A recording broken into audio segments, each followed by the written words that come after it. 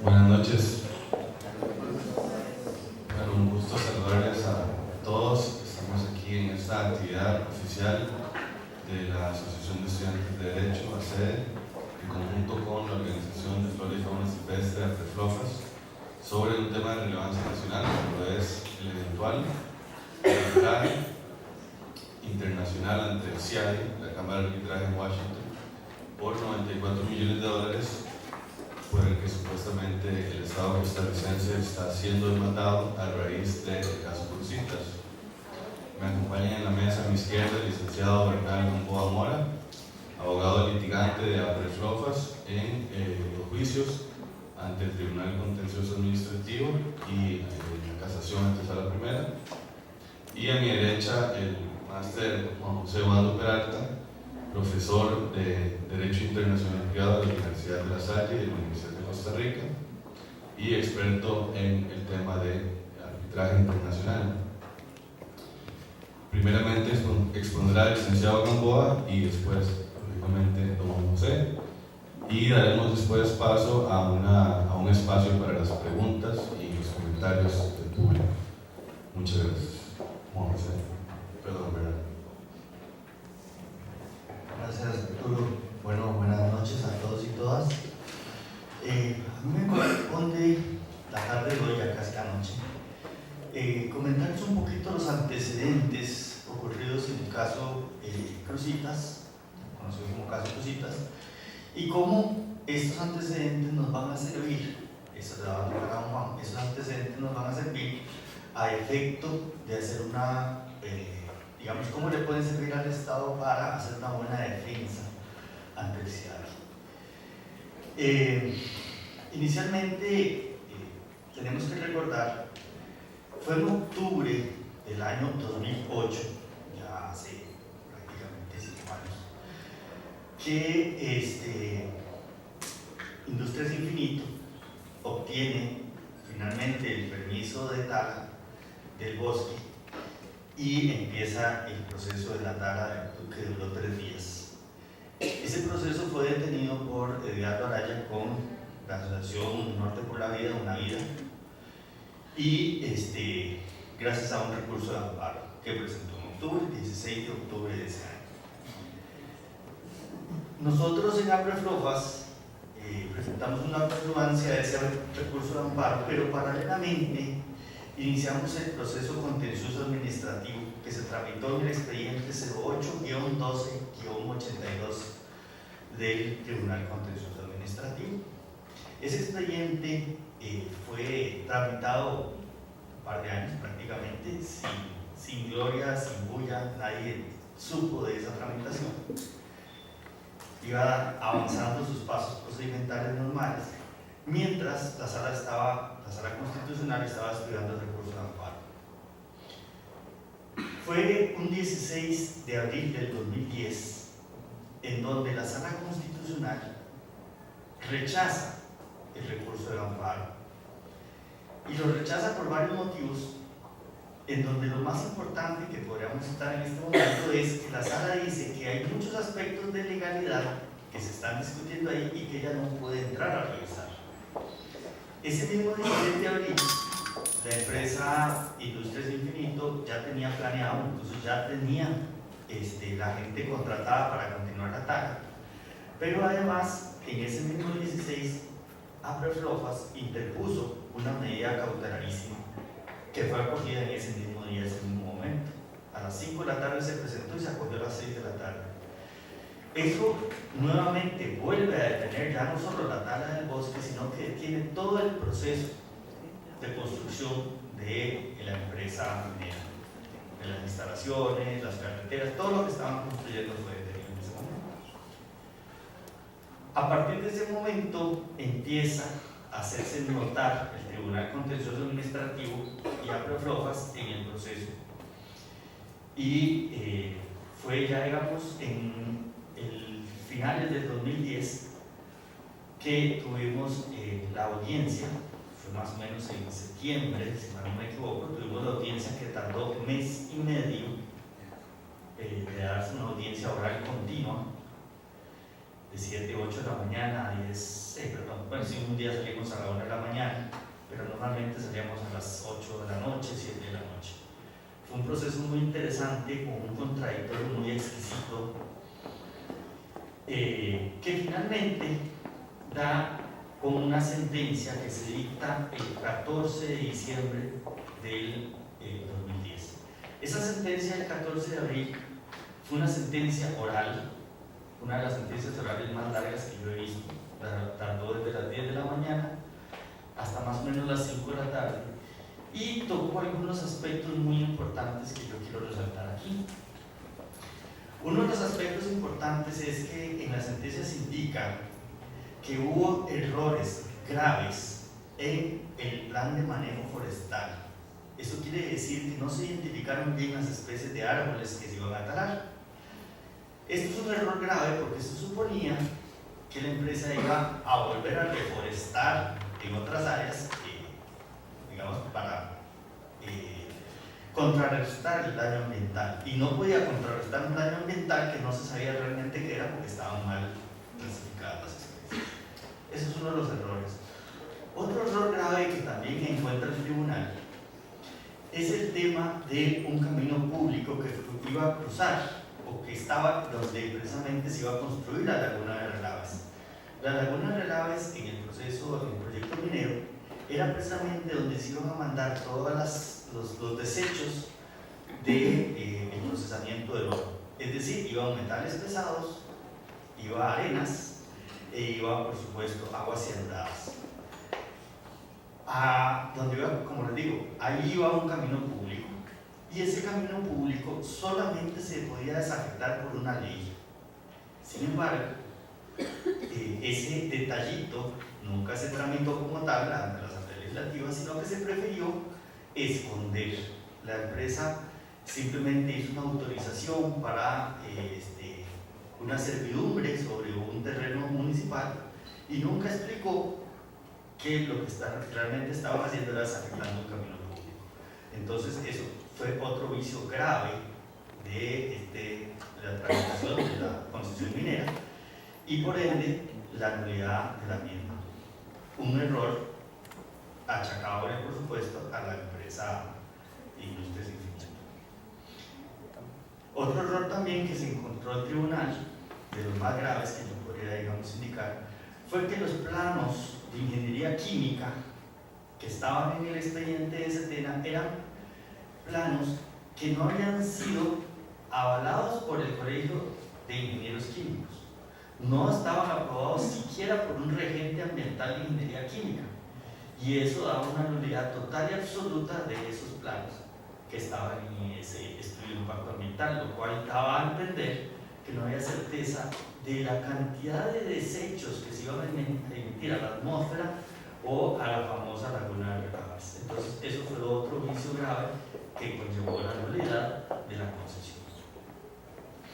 Y un último aspecto que yo podría mencionar así, entre lo más grave de la sentencia, o que detectan los jueces, es precisamente el tema de la excavación en el Tajo Fortuna, en donde había una limitación impuesta por Geología y Minas de que no podía impactarse el acuífero inferior. No obstante, Setena aprueba que se impacte el acuífero inferior y que se profundice más de 75 metros sobre el nivel del mar. Eso fue un error que detectó igualmente el tribunal, porque el daño ambiental al acuífero no estaba contemplado según Geología y Minas y constituía un error grave.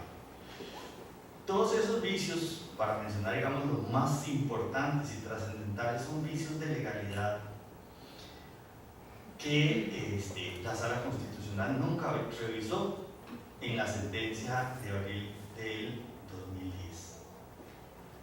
Eso es importante a efecto de lo que luego la empresa intenta hacer, pero ahorita les explico más adelante. Posterior a esto, a esta sentencia, nosotros afortunadamente ganamos todos los aspectos de la demanda prácticamente. Entonces decidimos, por supuesto, no interponer recurso de casación, no así la empresa. Industrias Infinito, en enero del 2011, interpone el recurso de casación. Decide agotar, la última instancia procesal y nos obliga a nosotros a contestar varios recursos, porque no solo Industrias Infinito, lo hizo también la Procuraduría, lo hizo el SENAC, lo hizo Azucrucitas, que eran partes que estaban en este proceso. Y esto conlleva a que el 30 de noviembre del 2011, Sala Primera emita sentencia confirmando todo lo que había dicho el Tribunal Contencioso Administrativo. Adicionalmente, y esto es importante, Industrias Infinito, antes del dictado de esa sentencia del 30 de noviembre del 2011, el 11 de noviembre de ese año, decide también interponer una acción de inconstitucionalidad en contra de la jurisprudencia de Sala Primera, precisamente alegando que en los casos donde ya la Sala Constitucional ha emitido una sentencia, no podía ser revisable por la sala Primera o la jurisdicción ordinaria. Esa acción fue rechazada en el 2013, 1 de julio del 2013, precisamente porque no llevaban razón en el sentido de que no era cierto, que no se podía ver una sentencia, un tema que se había tratado en un recurso de amparo declarado sin lugar. No ahonda mucho la sala en el tema, pero lo importante es que la empresa decide no solo interponer en su momento el recurso de casación en el 2011, sino que además esta acción de inconstitucionalidad, o sea, agotó todas las vías procesales internas en el país para intentar revertir la decisión del Tribunal Contencioso Administrativo, y esto digamos que es lo más importante. Luego de esto entramos a la etapa de ejecución de sentencia, nada más para efectos referenciales, que es en la que estamos actualmente, donde la empresa Industrias Infinito a nivel interno tiene que pagar por el daño ambiental causado por 63 hectáreas de bosque que cortaron en esos 3 días. Para que entiendan, 63 hectáreas de bosque es un poquito menos del tamaño de la sabana. Lograron cortar eso en 3 días. Estamos en esa etapa. Desgraciadamente la empresa ha recurrido a instancias o ardíes procesales para atrasar la ejecución. Recusaron a la jueza de ejecución y eso nos ha atrasado el proceso, y eso nos ha impedido hasta este momento que Industrias Infinito tenga que pagar por ese daño ambiental. Sin embargo, el proceso sigue abierto, el trámite está pendiente y estamos esperando a que se admitan ya los informes periciales, los cuales más o menos valoran ese daño ambiental entre 6 y 10 millones de dólares que la empresa va a tener que pagarle al Estado de Costa Rica para reparar el daño ambiental. Digamos que ese es el escenario en donde estamos actualmente, no entrando a tocar el tema internacional, que es el tema que va a tocar don Juan José, y que nos va a servir, o que le va a servir al Estado costarricense para poder hacer una buena defensa técnica ante el SEAD. Y básicamente con eso termino mi exposición y le cedo la palabra a don Juan José. Muchas gracias.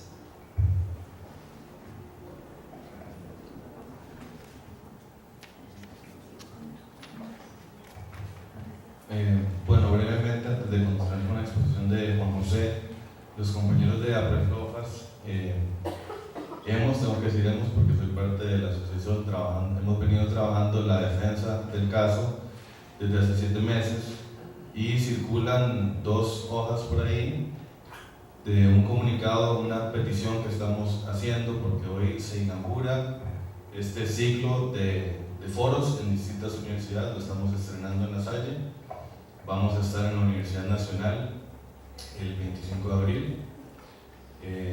Entonces, después vamos al TEC, a la UNED, etc. Pueden leer la petición y si gustan firmarla, que es lo que se le entregará al Gobierno de la República oportunamente, solicitando que acoja las recomendaciones que va a hacer el equipo jurídico de APREFLOFAS que ha venido trabajando con José.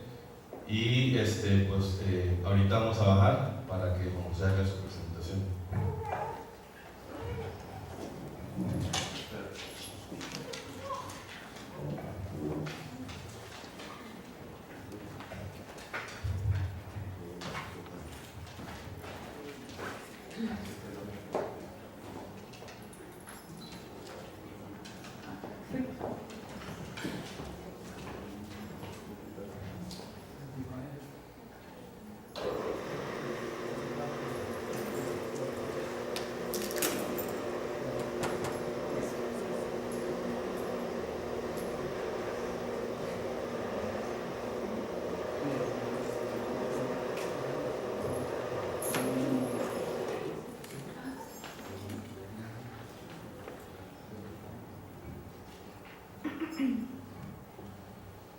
Bueno, buenas tardes, casi noches a todos. En primer lugar, evidentemente agradecer a la Universidad de La Salle, a Mamata en todo caso, y a APREFLOFAS también, y a la Asociación de Estudiantes de Derecho por la invitación que se me hace y que me honran evidentemente con su presencia, todos los que están hoy aquí.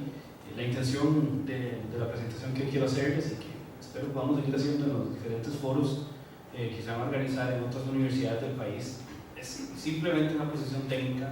Eso es un tema que genera grandes pasiones, es un tema que tiene un perfil ideológico, es un tema que tiene un perfil político, es un tema que tiene un perfil técnico, jurídico. O sea, hay diferentes posiciones que se pueden asumir de un lado y del otro, y en realidad mi visión sobre el tema que quiero presentarles no tiene nada que ver ni con la primera ni la segunda de las posiciones que antes expliqué. O sea, no es un tema ideológico el que voy a explicar, aunque tiene algún matiz que en algún momento vamos a tratar de tocarlo, pero levemente. Y tampoco es un tema político, en realidad es un tema estrictamente jurídico y en particular de derecho internacional y derecho internacional de inversiones. La idea es que ya que el país está enfrentando un importante cambio en su estrategia comercial, o por lo menos ya se está viendo un efecto en esos cambios que se vienen dando desde hace varios años a nivel público. Ya se conocen casos importantes en los cuales, por ejemplo, el país en este ejercicio se está siendo demandado, y en consecuencia es importante desde la academia ofrecer nuestros aportes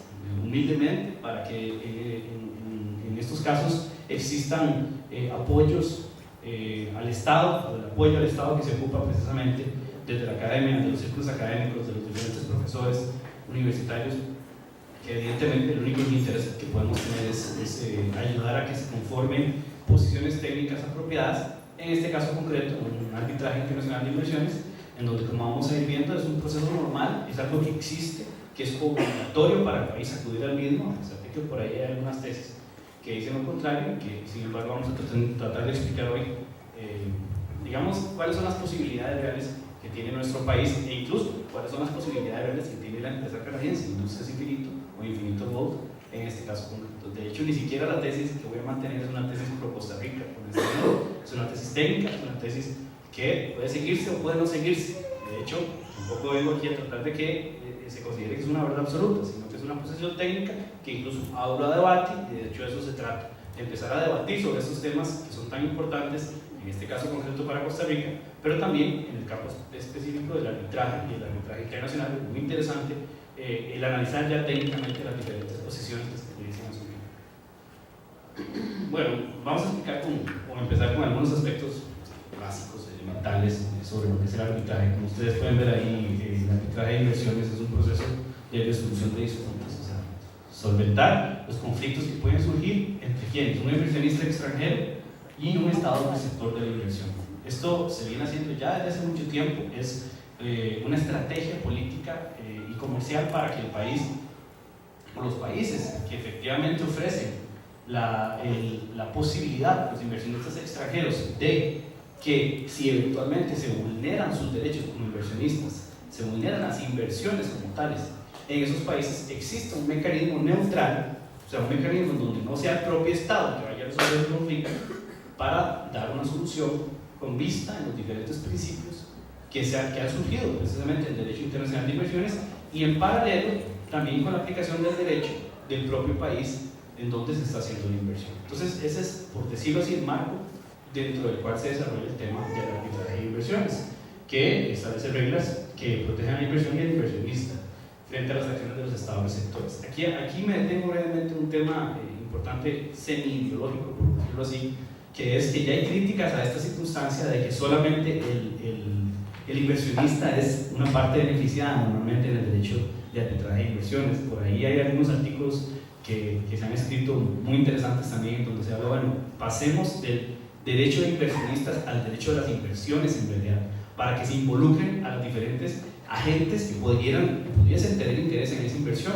Dentro de ellos, por ejemplo, las asociaciones ambientales, grupos de derechos humanos que están en los diferentes países, e incluso el Estado, porque ciertamente es bastante raro, aunque no imposible, pero sí muy raro, que un Estado participe como actor en un proceso de arbitraje. Normalmente el Estado es demandado en estos procesos, y también es raro que incluso tengan derecho a contrademandar. O sea, que el derecho de inversiones ha estado quizás muy enfocado únicamente en la figura del inversionista y no en las diferentes personas que puedan tener relación con la inversión. Y en ese sentido, hoy en día hay movimientos que buscan que esto vaya cambiando. Pero la realidad es que lo que existe hoy en día es lo que tenemos que enfrentar en este caso, y lo que existe hoy en día, como vamos a ir viendo, es un proceso dentro del cual se han creado instrumentos para solventar aquellos casos en donde los inversionistas ven afectadas sus inversiones en un país determinado. Esto es una política que el país ha aceptado, que en consecuencia, al haber firmado tratados internacionales, tenemos que seguir con el cumplimiento de los mismos, y no simplemente decir, no vamos a aparecer en un arbitraje internacional porque nuestra soberanía ha sido afectada. Evidentemente la soberanía ha sido afectada. Nosotros mismos dijimos que queríamos afectarla,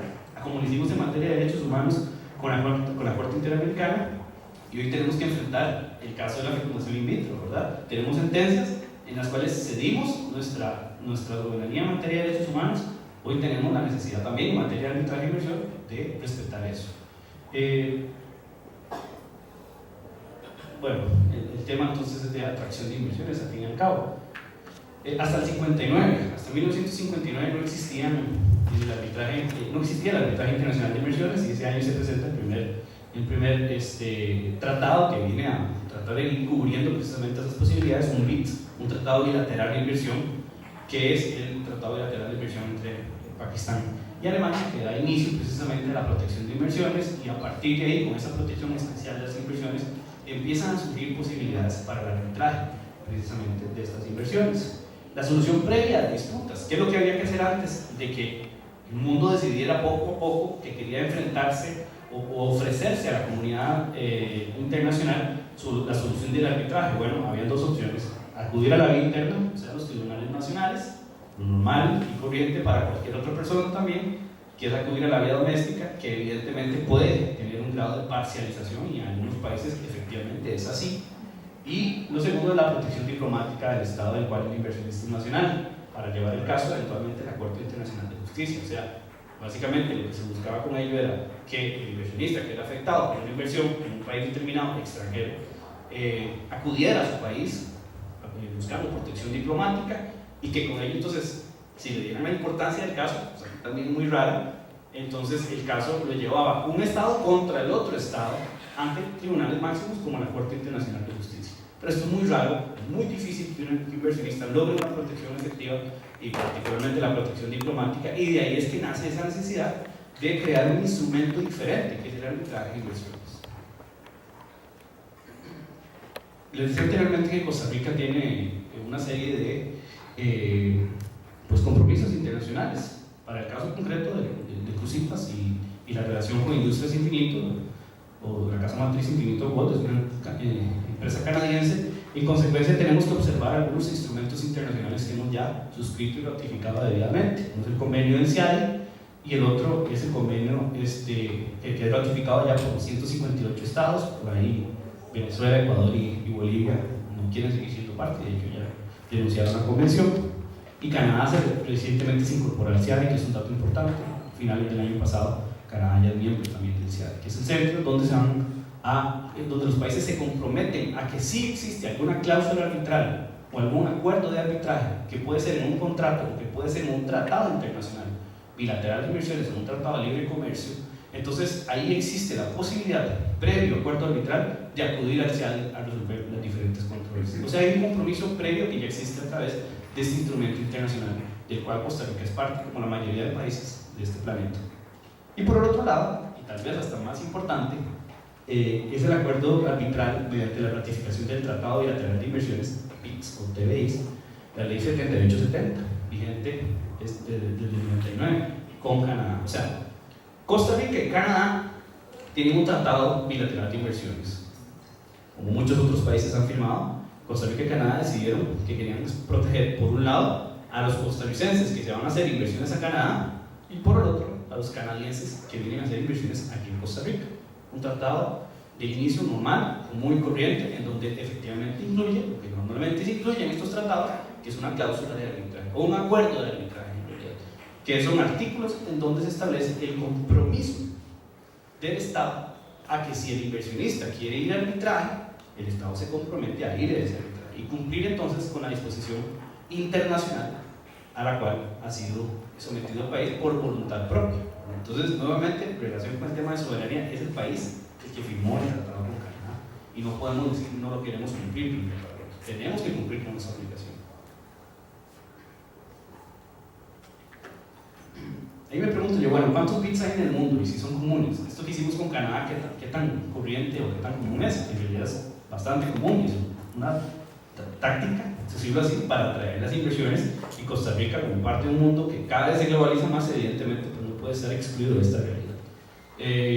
Según UNCTAD, se habían suscrito ya en el 2013 3.196 instrumentos de estos. Así que ustedes pueden ver que es bastante común la realización de tratados bilaterales de inversión, donde normalmente encontramos cláusulas arbitrales, acuerdos de arbitraje. Y Costa Rica tiene BITs con Canadá, Venezuela, Chile, Paraguay, Argentina, España, Francia, Holanda, Suiza, Alemania, República Checa, Qatar, que es con C, pero la Administratura de Naciones Unidas es con Q, por eso le puse con Q, Corea y Taiwán, podría ser con Qatar y Corea. Las cláusulas arbitrales no están solo en los BITs, los acuerdos de arbitraje están también en los tratados de libre comercio. En el Tratado de Libre Comercio con Estados Unidos, el CAFTA hay uno, con China hay otro, también tenemos con la Unión Europea, el acuerdo de asociación, o sea que hay fórmulas distintas para incorporar esa obligación de acudir al arbitraje que el país asume a través de un instrumento de estos internacional. Una vez que se ratifica ese instrumento, ese acuerdo arbitral entra en vigencia y en consecuencia el inversionista extranjero que se cubra por el instrumento internacional pues puede gozar de esa protección estatal.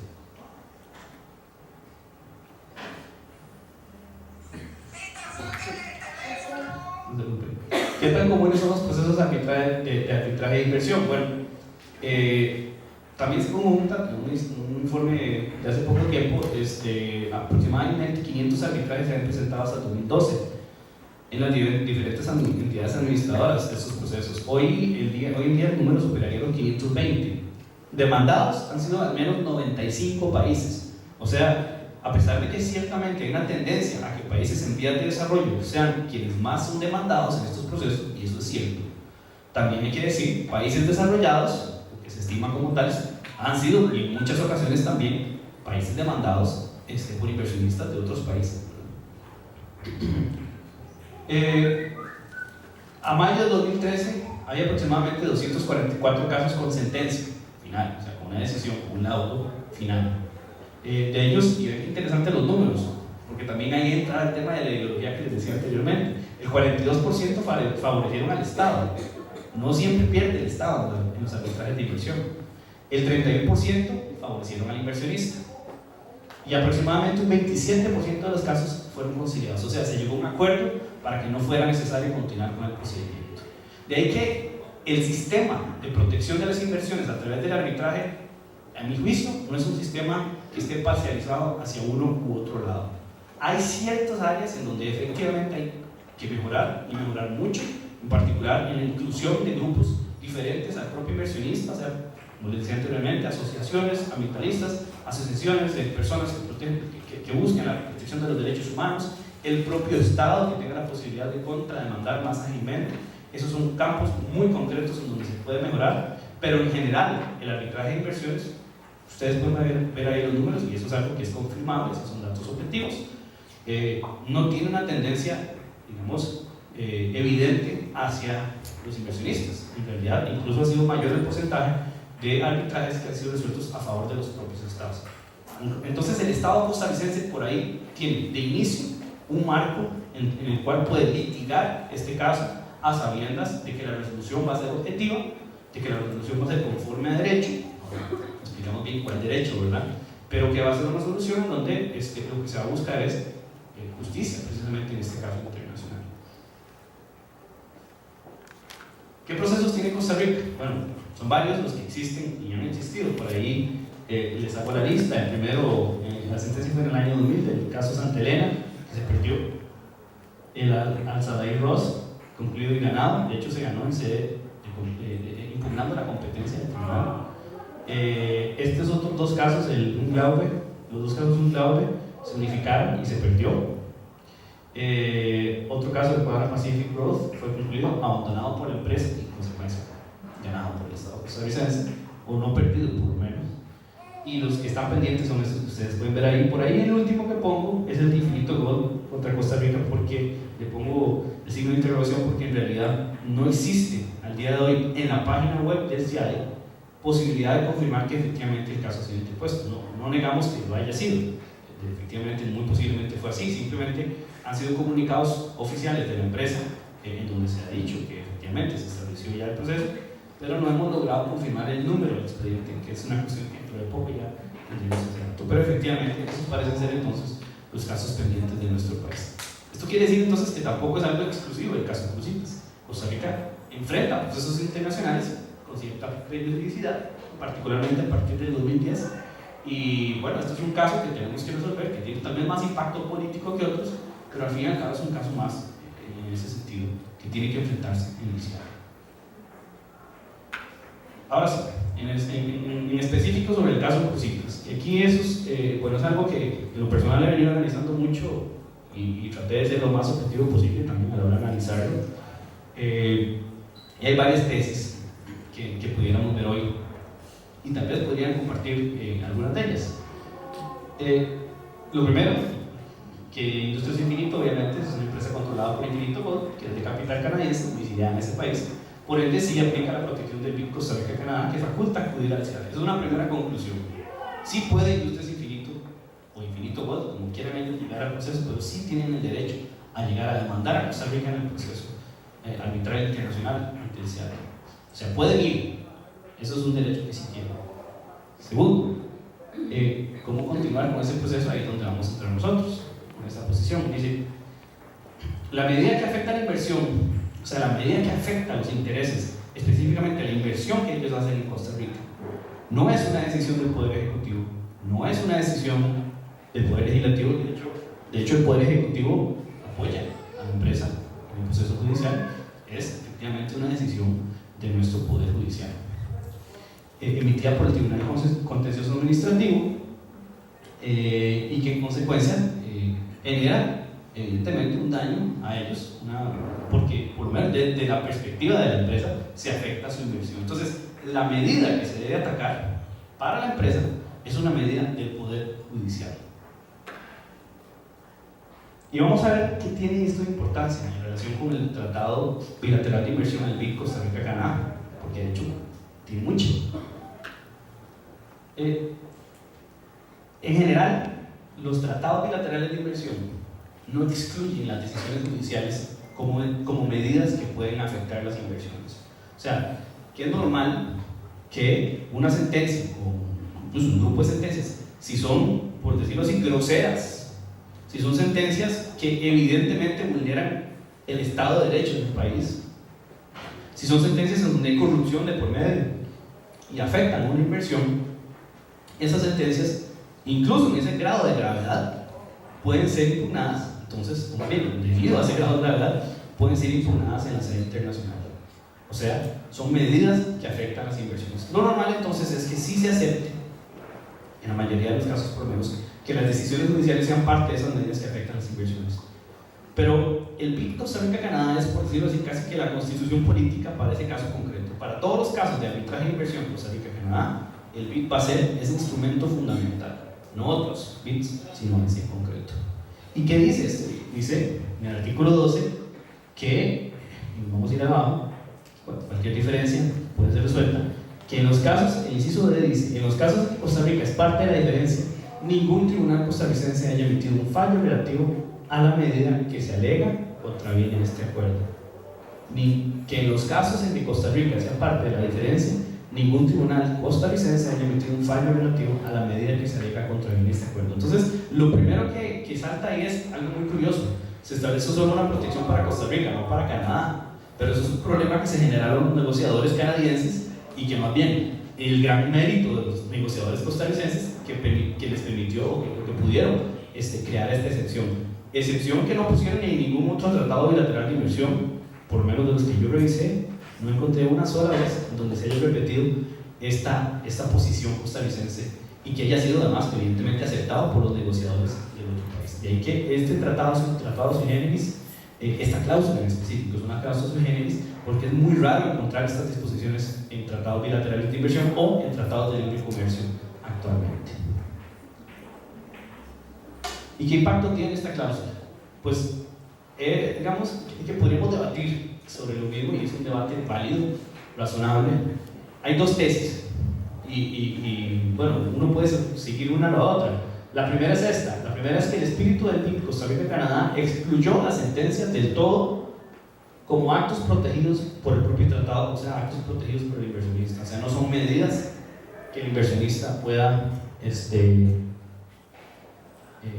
llevar a un tribunal internacional. Me devuelvo un momento a lo que dice el tratado. Dice que en los casos en Costa Rica sea parte de la diferencia, ningún tribunal costarricense haya emitido un fallo relativo a la medida que se alega contravenir este acuerdo.